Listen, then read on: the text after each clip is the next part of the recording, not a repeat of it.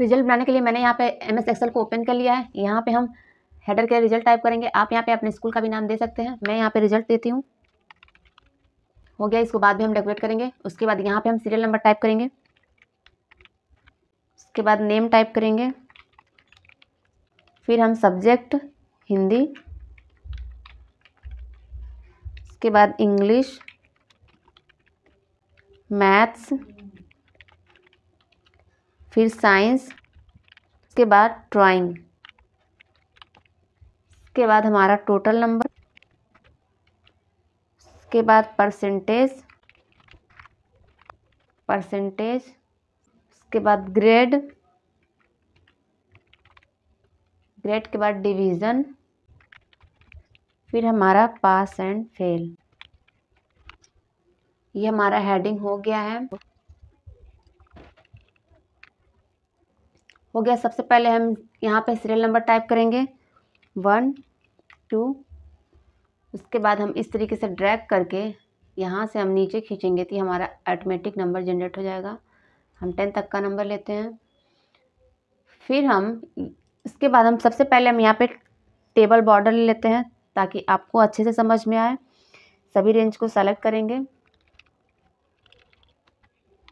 यहाँ पे हम इस ऑप्शन पे जाएंगे। उसके बाद ऑल बॉर्डर्स पे क्लिक करेंगे। ये हमारा हो गया। उसके बाद यहाँ पे हम कुछ स्टूडेंट का नेम टाइप कर देते हैं।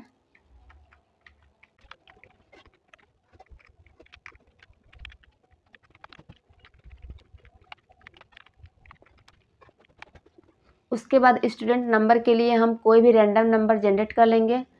यहाँ पे हम कोई भी नंबर ले लेते हैं।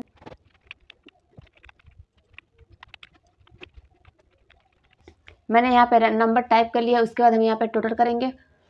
टोटल नंबर निकालने के लिए 2 तरीके हैं। पहला ये है कि इन सभी नंबर को इस तरीके से सेलेक्ट करके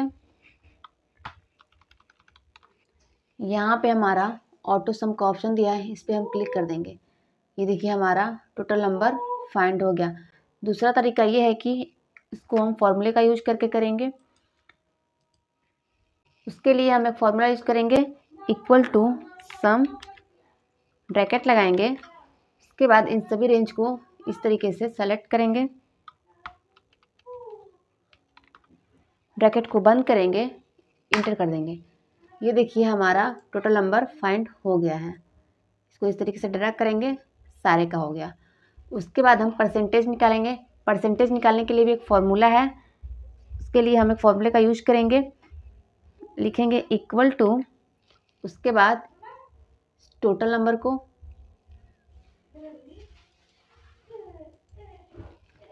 को सेलेक्ट करेंगे, डिवीजन का साइन देंगे। उसके बाद हम रिजल्ट का टोटल मार्क लिखेंगे। यहाँ पे हम 5 सब्जेक्ट लिए हैं तो 500 नंबर ले लेते हैं। उसके बाद मल्टीप्लाई का साइन देंगे, फिर 100 इंटर कर देंगे।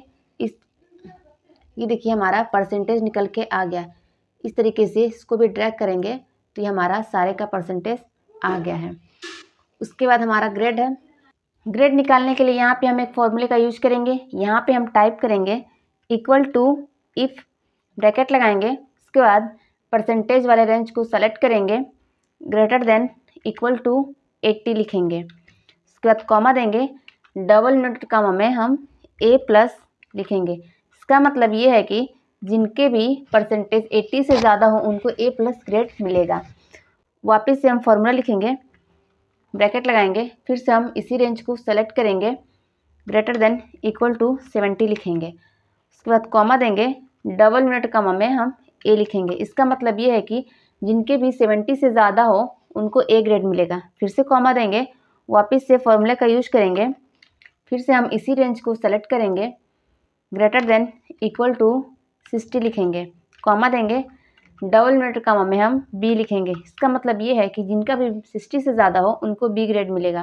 फिर से कॉमा देंगे, वापस से फॉर्मूला यूज करेंगे, फिर से हम इसी रेंज को सेलेक्ट करेंगे, ग्रेटर देन इक्वल टू 50 लिखेंगे।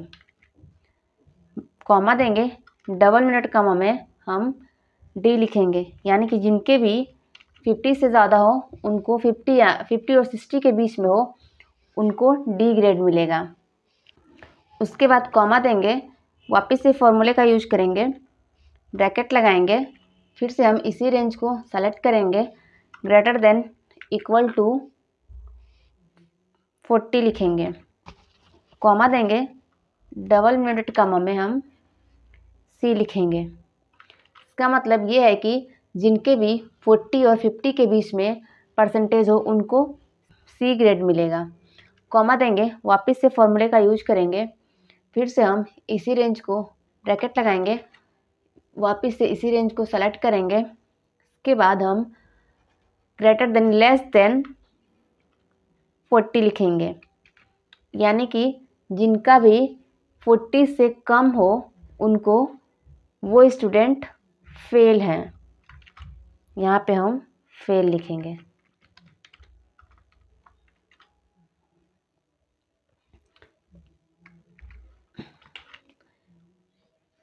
फॉर्मूला टाइप होने के बाद हम जितने भी ब्रैकेट ओपन किया है उतने ब्रैकेट को हम क्लोज करेंगे, 1 2 3 4 5 6, यानी कि हमने 6 ब्रैकेट को ओपन किया है तो हम 6 ब्रैकेट क्लोज करेंगे, एंटर कर देंगे। ये देखिए हमारा ग्रेड आ गया। इस तरीके से हम स्क्रॉल करेंगे तो सारे का ग्रेड आ गया। यहाँ पे सभी ग्रेड अवेलेबल हैं। एक स्टूडेंट फेल है जिनके 40 से कम है, यानी कि 39 है, 39.2 है, तो ये फेल है। बाकी सभी का ग्रेड परसेंटेज के हिसाब से यहाँ पे फाइंड हो चुका है। उसके बाद हम डिवीज़न फाइंड करेंगे। डिवीज़न निकालने के लिए भी सेम वही फॉर्मूला यूज करेंगे। उसके लिए हम लिखेंगे इक्वल टू, इफ़ ब्रैकेट लगाएंगे, फिर से हम परसेंटेज वाले रेंज को सेलेक्ट करेंगे, उसके बाद ग्रेटर देन 80 लिखेंगे, कॉमा देंगे, डबल इन्वर्टेड कॉमा में हम फर्स्ट लिखेंगे। इसका मतलब ये है कि जिन भी स्टूडेंट का मार्क्स 80 से एबव हो वो उनको फर्स्ट ग्रेड मिले, फर्स्ट डिवीज़न मिलेगा। कॉमा देंगे, वापस से हम फॉर्मूले का यूज करेंगे, ब्रैकेट लगाएंगे, फिर से हम इसी रेंज को सेलेक्ट करेंगे, ग्रेटर देन 40 लिखेंगे, कॉमा देंगे, डबल इन्वर्टेड कॉमा में हम सेकेंड लिखेंगे। इसका मतलब ये है कि जिन भी स्टूडेंट का मार्क्स 40 से एबव हो वो उनको सेकेंड डिवीज़न मिलेगा, वो सेकेंड आएंगे। डबल इन्वर्टेड कॉमा को बंद करेंगे, कॉमा, उसके बाद वापस से हम फॉर्मूले का यूज करेंगे, ब्रैकेट लगाएंगे, फिर से हम इसी रेंज को सेलेक्ट करेंगे, उसके बाद लिखेंगे लेस देन 39, कॉमा देंगे, डबल इन्वर्टेड कॉमा में हम थर्ड लिखेंगे, डबल इन्वर्टेड कॉमा को बंद करेंगे। इसका मतलब ये है कि जो भी स्टूडेंट का मार्क्स, जिन भी स्टूडेंट का परसेंटेज 39 से कम हो वो थर्ड आएंगे। उसके बाद जितना भी ब्रैकेट मैंने ओपन किया उतने ब्रैकेट को हम क्लोज करेंगे, इंटर कर देंगे। ये देखिए हमारा डिवीज़न फाइंड हो गया। इस तरीके से स्क्रॉल करेंगे, सारे का आ गया, सभी स्टूडेंट का डिवीज़न आ गया है। यहाँ पे सभी स्टूडेंट सेकंड आए, फर्स्ट, यहाँ पे ये स्टूडेंट फेल है तो यहाँ पे फॉल्स दिखा रहा है।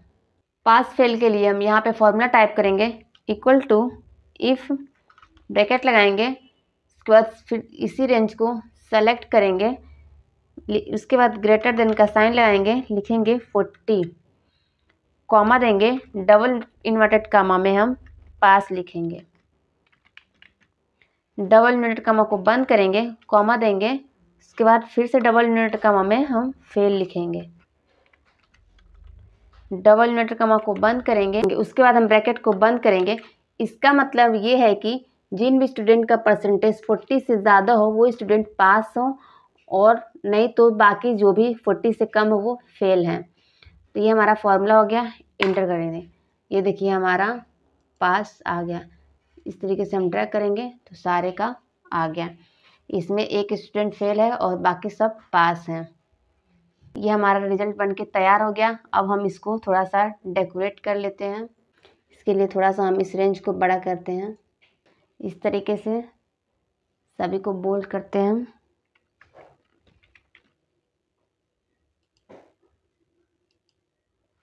बोल्ड हो गया। थोड़ा सा इसको डेकोरेट करेंगे। इस हेडर लाइन को हम कोई कलर दे देते हैं ताकि वो हाईलाइट हमें साफ साफ दिखे। इसको हम रेड कलर देते हैं और इसका बैकग्राउंड हम येलो कर देते हैं। इसका भी बैकग्राउंड हम चेंज कर देते हैं।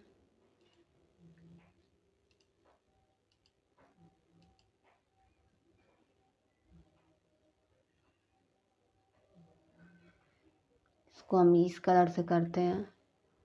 थोड़ा सा इसका फॉन्ट और बड़ा कर देते हैं।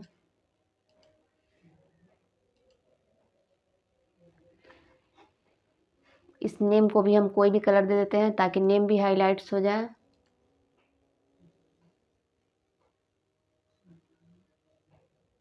इसका ये कलर कर देते हैं पर्पल कलर। तो ये देखिए हमारा फाइनल रिजल्ट बन के रेडी हो गया है। आशा करते हैं कि आपको सभी पॉइंट्स अच्छे से समझ में आया होगा। अगर आपको हमारी वीडियो अच्छी लगी तो हमारे चैनल को सब्सक्राइब करें। Thank you so much.